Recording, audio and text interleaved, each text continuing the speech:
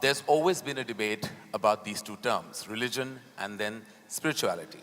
There are people who feel like, I'm not religious, I'm spiritual, and I'm not quite sure they know the meaning of that. But they use it because sometimes terms are just thrown around. To those people who are at the crossroad between religion and spirituality, what is your answer to that dilemma?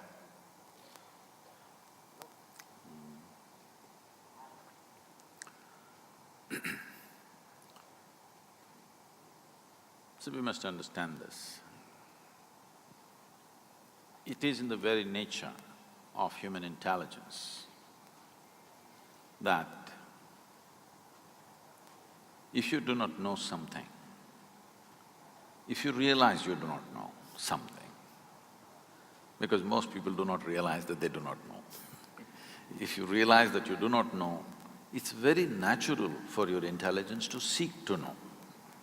It doesn't need a guru, it doesn't need a scripture, it doesn't need somebody to introduce that to you. It is in the nature of your intelligence that you wish to know.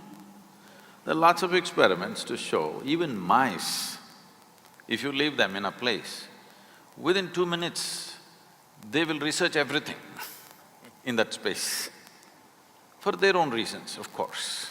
For survival reasons, they inquire into everything around them to find out how the place is.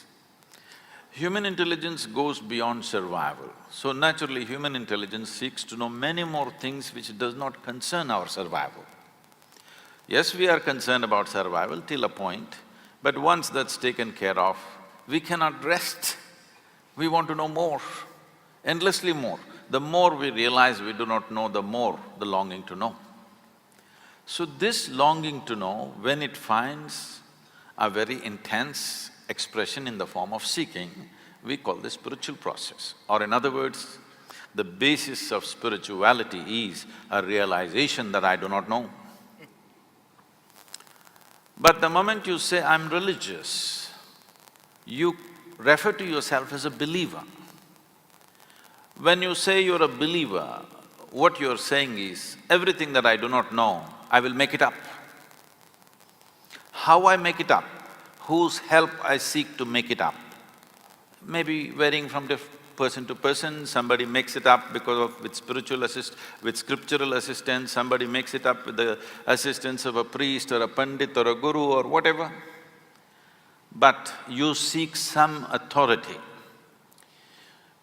You kind of make a compromise in your life that instead of truth, you settle for an authority as the truth. Spiritual process means truth is the only authority for you. Authority is never the truth for you. So these are two different aspects, unfortunately spoken in the same breath most of the time. Right. So, I would say spiritual process is far closer to scientific inquiry. See, even the fly is trying to investigate me. Trust me, I'm not investigating, I'm just inquiring. No, And I wish I was the size of that fly. I did not use the word investigation in a negative way, nothing wrong with investigation. Yes, totally. Investigation means you want to know the truth. Right. Maybe it's done little forcefully like a fly. Right. It's coming to you now. Yeah. That's all I get these days. No, if you get to fly, what more? Yeah, so well, you manage pretty well. I have a fear of turbulence, so flying is not really on my top 3 things to do in life. So, spiritual process does not demand belief because belief and spiritual process cannot go together. Spiritual process is a constant inquiry.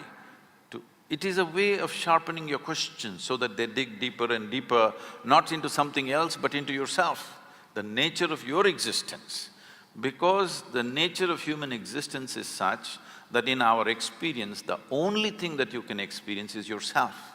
You actually believe you're experiencing many things, but you only know everything the way it happens within you. You do not know any other way.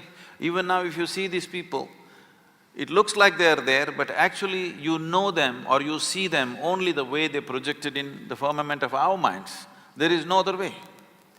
There is no other way for you to experience this life except the way it happens within you. Now, spiritual process is a constant effort to see that the way that it happens within me is not a distorted vision, that my mirror is not a wonky mirror, it is a plain mirror, that it shows me things the way things are, it doesn't distort anything. Because of my thought, because of my emotion, because of my attachments, because of my identities, because of the philosophies and ideologies that I identify with, I can distort my mirror.